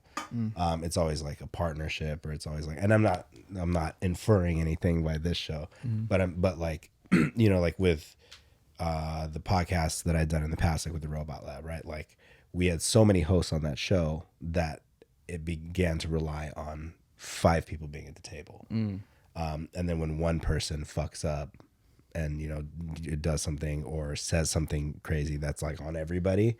And with like the world as it is, like, one wrong move and you're done. Or like situations where it's like, oh, okay, cool, this is a creative partnership. And then when one person steps away, it's not fun anymore. So, like, there's just been projects and things that I've done in the past that I'm just kind of like, well, this could have gone better, or this could have been cooler, or whatever. I don't know what this is. I just found this on the couch underneath me. I think it's the grip for a pen, but who knows? Actually, what was the question? So for me, I think I don't know, like the really like an easy one that is just like I don't know if it would change things, but like I would have. I think I should have. I would have probably told myself like, you know, Change the name. Take vocal that too. Dude, if I go back 2005, the second Ryan Stevers left NBR, we should have changed our name. What would you There, I change it said to? it. What I've changed it to? Yeah. What back in 2005 when you were thinking this, what did you have on the list of names? Because like I'll tell you that Creative Void was almost named Controller. I think I've said that before, and I think that's the hardest shit. It's a sick name. It would have been so sick to just leave it as Controller. At that time, I don't know. And you know what, dude? Christian gets credit because he was the one who's like, we should probably change our name. You're like basically the last original member, and this is a new core moving forward. Yeah. And I remember thinking like, that's a good idea, but like, we have these shows coming up. Like it's gonna be too confusing. As I'm saying this to like, you know, our we're like a massive act. Yeah. Dumb. You just didn't want to be the one on the flyer that said like, yeah, members of or formerly known as. Yeah. Yeah. Which, you know, it could have been, and it's kind of a bummer, man, because it could have been like, oh, my high school band was. Yeah. No bragging rights, because it was basically. Yeah. Dude, original NBR names are really funny. I gotta hit up Brian Sears. I'm sure he knows more of them. But we would just like write. We had like a piece of paper. And we just write it down. We had like really funny ones. We had. I think we even played a show as the Disgruntled Postman. The what? The Disgruntled Postman. And then was it counterclockwise? But I think like there was like 9 counterclockwise bands. 5-finger discounts, like 20 5-finger discounts. Oh my gosh, there's other ones I'm sure. But yeah, I don't know. At that time, I should try to sit back and like kind of get myself in that mind frame. But it'd been something stupid for sure. I hate naming things. I hate naming things, especially bands, because you're like, is this gonna be cool or not? Yeah, not about it. I like the name of this new project. I'm not gonna say it on here. Do I know it? Yeah, the one I sent you. But do I know the name of it? Yeah. Remember, you were like, now it has to be good. Oh yeah. I don't remember what it was, but I remember saying that. Yeah, I'll tell you later. Cool. But yeah, I'd probably just say like take vocal lessons. I don't know. That's like anything else. Like would be like really obvious stuff. Like you could probably finish school sooner. That way you don't have to fucking spend your own money later like a fucking idiot. Yeah. Hey, your family are all Adventist pastors. You can get through school pretty cheap. For cheap. Or freaking 19 years later, you can pay your own way. Pay your own way and take out student loans. Fuck, dude. That actually might be that might go down. Yeah. That's probably my biggest regret. Yeah, that might be a good move. Yeah. This one is harder than it sounds, I think. Okay. Jim Carrey or Adam Sandler? Ooh. Put it this way. If you had to keep one and get rid of the filmography of the other one. I don't know. Oh, this is tough. Dude, this is a tough one.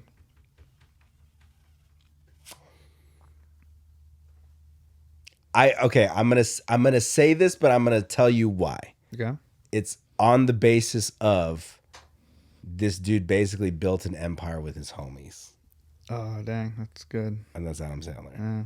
Because he's the king of like, dude, all those dudes that are in those movies, none of them were like huge name actors or anything like that. But he was like, yeah, these are my friends. We're gonna fucking get them all in movies, and they're gonna be in all the movies. Like, and then just the fact that like he basically was that comedian. He did stand up and shit, and then he was that comedian that was like, oh, I can own my own production company and I can make the movies I want to make and I can do the things that I want to do. Fuck yeah, let's do it. And you have these movies that are like equal parts like ridiculous and hilarious, but also like heartwarming and like they like hit you in the feels and Click, shit. dude. Click still has a Click. fucking moment, dude. fuck that movie. Click fucked me up. So did Big Daddy. Yeah, Big Daddy had some heart moments for sure. Fuck, maybe that explains a lot about my life. I fucking loved that movie when I was younger. It's all making sense now. I can wipe my own ass. I can wipe my own ass. Dude, that broke me. That scene broke me. Anyways, but yeah. So if I had to choose, I'd go Adam Sandler. But that is not to take away from everything that Jim Carrey did in movies and just straight up like for the culture. Mm-hmm. You know what I mean? Like Jim Carrey is one of the fucking goats. And even to this day continues to still be one of the fucking goats. Even with people saying he's crazy and all his conspiracy talk and all this shit like that, he's still the fucking man. I love it. Yeah. No, I'm sure he's got some dark shit in his past. Whatever. Fuck, dude, when you put it like that. I literally just was talking to Andrew the other day because he was talking about like doing some stuff and I was like, dude, like I'm fucking following the Adam Sandler route. I want to build the fucking empire with my homies. Like that's what I want to do. So, yeah. Plus, how you can just fucking go out and randomly run into Adam Sandler playing basketball and play pickup ball with him. Pickup ball with him. Like that's sick. Man, I think I'd probably go Adam Sandler too. Even though it's hard because like the Jim Carrey movies, like Cable Guy, Ace Ventura.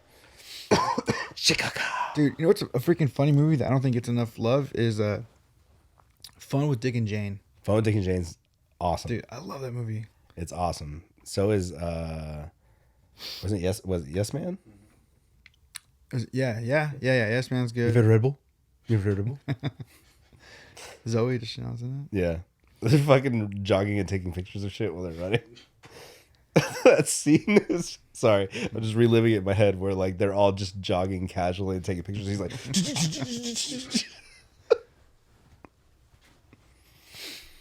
oh man, yeah, I think I'd probably go with Adam Sandler, even though I definitely have like movies that I like more from Jim Carrey. yeah. But remember also Adam Sandler didn't just have movies. He also had albums. He had songs. It's true. Which I love. My neighbors had one of, I think it's They're All Gonna Laugh at You on tape. Yeah. They had it on tape, dude. And I like the piss thing and those skits on the records were so ridiculous. Like when his buddy joins a cult. The Hanukkah song. What The Wedding Singer. Wedding Singer. Dude, that's such a good movie. Wedding Singer's such a good movie. That's such a good freaking movie. Dang. Yeah, man. Adam Sandler. Good. Yeah. Jim Carrey. Dude, my aunt used to take me, my tia, shout out to my tia Carol. She's a cool tia. She would take me out of school whenever, like, if a Jim Carrey movie came out, like that Friday, she would take me out of school. We'd go see the early showing. Have you seen the girl on TikTok that looks like Jim Carrey? Yes, dude. Dude. Sorry, I didn't mean to take away from your crazy. tia. That's fucking rad, but and she's funny. We lost camera. She's funny. We'll just keep it. Yeah. She's yeah. All right. Any live podcasts planned? Yes. Yes. Hell yeah. Best way to cope with anxiety without the drugs from a doctor.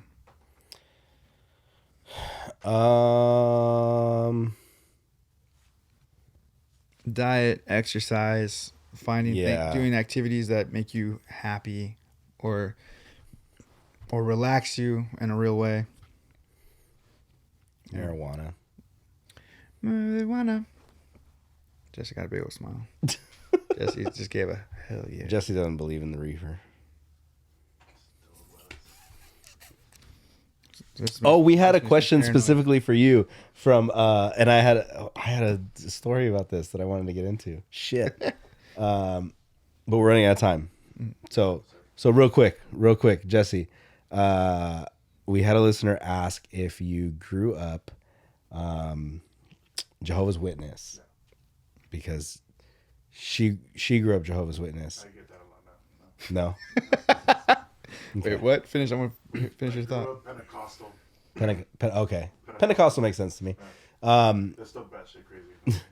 So she grew up Jehovah's Witness, and she said she related to you with the Christmas tree thing because she didn't have her Christmas tree till later in life. Christmas tree thing was just because Jesus never had a birthday, and my dad was like, Christmas trees are stupid. You're just gonna throw them out. So. And then, real quick, when I was working on my pathway, just because they tie together, I was working on my pathway and I saw the Jehovah's Witness people like walking around. And I was like, "Fuck, I can't get away!" Right? So I'm covered in mud, and the guy walks to my neighbor's house, like, "Hey," and I was like, "Hey," and then he walks up to my driveway and he like pops around the corner. He's like, "I know you knew I was coming over here." I was like, "Yeah," and so he comes over and he's like, starts talking to me, and in my head, I'm like, I don't want to deal with this right now. I'm just gonna tell him politely, like, "Hey man, I love the Lord. I gotta do this," right? He walks up and he's like, "Hey, how's it going? I'm so and so," and then and I'd like to introduce you to, and there's this chick behind him. I fucking used to work with her. So then I had to sit there and listen to the whole spiel because I needed to be polite. I didn't feel like I felt bad being rude because he's like, "This is," and I won't say her name. He's like, "This is so and so," and I was like, "Oh yeah, we've met before. We used to work together." She's like, "Hey Mike, how are you?" And then she's like, "What happened to you? Like, you're no longer there. Like, you just disappeared." What happened to you? She's like, "You just disappeared," and I was like, "Yeah, I went somewhere else," But and then so I listened to the whole thing. And they're like, "If you ever want personal Bible studies," I'm like, I'm good. You're like, "I do. I'm just busy." I was literally covered in mud, holding a shovel, like doing the whole farmer thing, like holding a shovel. And he was like, "I don't know how you feel about, like God and religion." I go, "I have my own relationship with God, my own faith with God. Don't like organized religion." And he's like, "Yeah, I can understand that." And I was like, "Okay." No, so I listened to the whole thing. Like, then we're good, yeah. He gave me a business card. I was like, "All right, thanks, boss. I gotta get back to this. It's nice to see you." Yeah. Dang. Sorry. I'm just gonna show you this. If our listeners could see this. Fucking Mike. Okay, I think this might be the last question. Last question. Okay. How can one stay positive during a stressful or overwhelming situation? Find whatever makes you feel positive, whether that's music, whether that's reading, whether that's, learning, anything like that. Kind of as a little distraction, depending on the situation. Yeah. Right. If it's something that you have the ability to kind of step away from, regroup, collect your thoughts, and then get back into it, then it definitely helps to kind of take a breather. In the moment, I would just say, like, if it's something you have to deal with right now and you can't get away with it or get away from it, just find the things that you can control and separate them from the things that you can't. Because you always know, this is something that's out of my hands. This is something that's out of my control. So I just can't, there's nothing I can do about these. But this is where I can make changes or make a difference in this situation. And then just, really focus your energy on those instead of trying to do everything when you can't, essentially. Yeah. I'm thinking about when, and I don't know if, it's just me. It's just me. Fine, listeners, follow my voice. Or watchers, I should say. Jesse's in the So, actually, I don't know. I don't think this is like a thing I shouldn't say because I don't think my family's ever hid from it. Mm-hmm. But when my sister-in-law Sarah was pregnant with Abby, my youngest niece, she had Zika. Oh, okay. And so that was like a real scary thing with the family. And so one of the things that, like, you know, obviously, like, our family's like really big on prayer, so we prayed a lot and stuff like that. But also one of the things I would try to, like, for myself, that I try to, like, and I think I might have had this conversation with my brother too, but it's one of those things where it's like, you know, be thankful of the time that we're in, because it's like technology is so much better than what, you know, like, this stuff happened, like, and this is not to sound shitty about this, but it's like, that's fine. It's like, you know, what I think when we were hearing a lot of, like, the awful things that happen with Zika, you know, a lot of it is like in, like, third world countries. Yeah. You know, Like, a lot of it doesn't directly affect you here at home. yeah. And so I just felt like, you know, in a very simple way, and clearly it wasn't my kid, it wasn't my pregnancy, but it's like, you know, I know that my sister-in-law on her end, she was just like doing everything she could to be healthy, making sure she was doing all the right things. And then at that point, it's just kind of like, you know, like, in, you know, for the faith and all them, it's like, oh, we leave it in God's hands, and whatever is going to happen is going to happen. And so I think when you're in a stressful situation, it's hard to be positive, right? So that's why this is where the question comes from. I think one of the best things to do is try to find ways to focus on gratitude, and then anything, even if it's small, anything you can pull from whatever the situation is, like, if you can just have that one little moment of light in it, then that could do a lot for you. So, like, let's just say like, we're walking with Mike. Mike gets, like, stabbed a shit ton of times. He's in the hospital. We're worried about him. The thing that I would say, or I would be thinking about, is like, dude, at least I'd hope he's in a good hospital. It's like, I've heard, like, the reviews on this vet are amazing. He's such a patches. But, like, anything, it's like, dude, this is a credible thing. This doctor is a really good doctor. You know, this is, like, we're in a pretty, like, modern time. Like, you know, things come a long way. You know, or, like, I don't know, just anything you can grasp on, like, you know, my friend just got out of the surgery, and they said that his breathing was good. Focus on that, like, celebrate anything. Little wins. You know,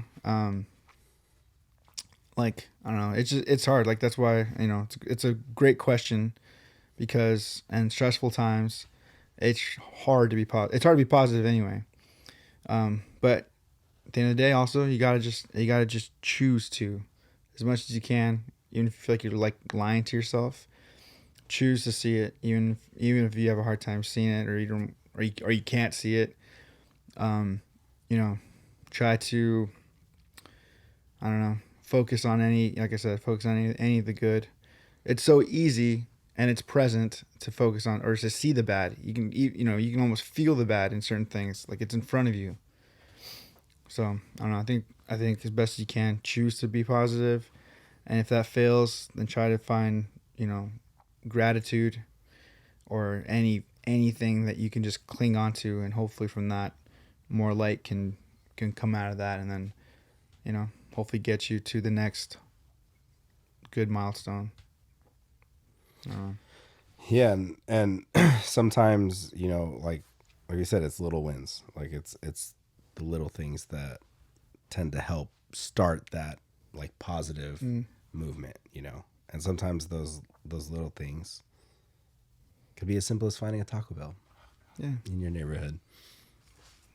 And that being said, you know, full circle. We make sure you guys like, follow, and subscribe at Walking Blind Pod on everything. At walkingblindpod@gmail.com. You know, if you want to get involved in our foosball tournament, if you will, please hit us up. Make sure you guys check out Share the Backline, and let them know that Taco Bell shits on Del Taco. Yes. And that's just something that they're going to have to accept and deal with. Okay. And that being said, we fucking love you guys. Thanks for sticking it out through our camera issues and through Jesse trying to. Sorry, and he got it back. Got the man back. He did get it back. And I will say this: like when you were telling this heartfelt story about the Zika virus, I was not laughing at your story. I was laughing at Jesse trying to awkwardly angle himself so he wasn't in the one shot that we had left over. So thank you, Jesse. We appreciate you, and we appreciate you guys. We love you guys. We'll see you guys soon. We know we went long. If you made it this far, then you'll know that Taco Bell shits on Del Taco. Peace. Peace.